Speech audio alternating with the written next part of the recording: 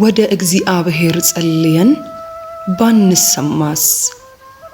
ክቡር ቅዱስ ዳዊት ሲናገር እግዚአብሔር ወደ እርሱ በተጣራሁ ጊዜ ይሰማኛል ብሏል።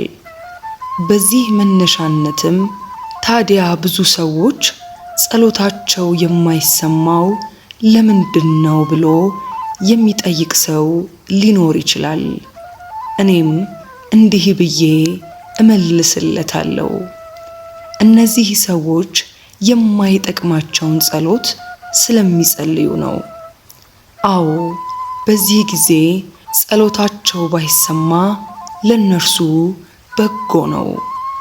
እግዚአብሔር የማይረባንን ነገር በለመነው ጊዜ ልመናችንን የሚሰማ ቢሆን ኖሮ ጸሎታችን በመሰማቱ ብቻ ደስ ባልተሰኘን ነበርና።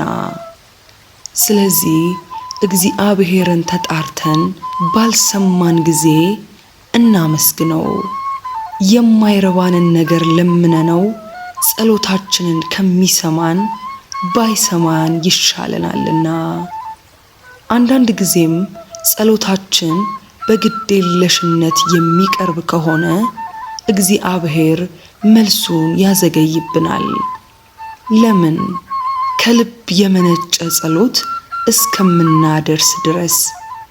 ይህ በራሱ ለኛ የሚሰጠው በቆየት ቀላል አይደለምና።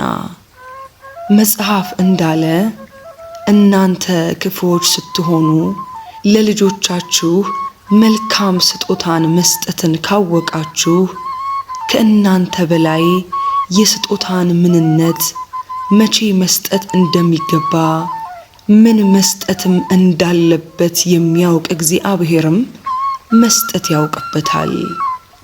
ለዚህም ነው ብፁዕ ቅዱስ ጳውሎስ የማይረባውን ነገር ለምኖ እግዚአብሔር ጸሎቱን ያልሰማው።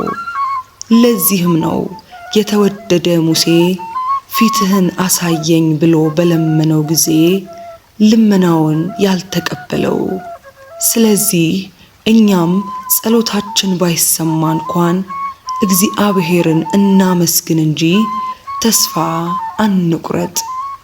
ልል ዘሊል ሆነን ጸልየን ከሆነም ልል ዘሊልነታችንን አስወግደን እንጸልይ እንጂ ድኩማን አንሆን።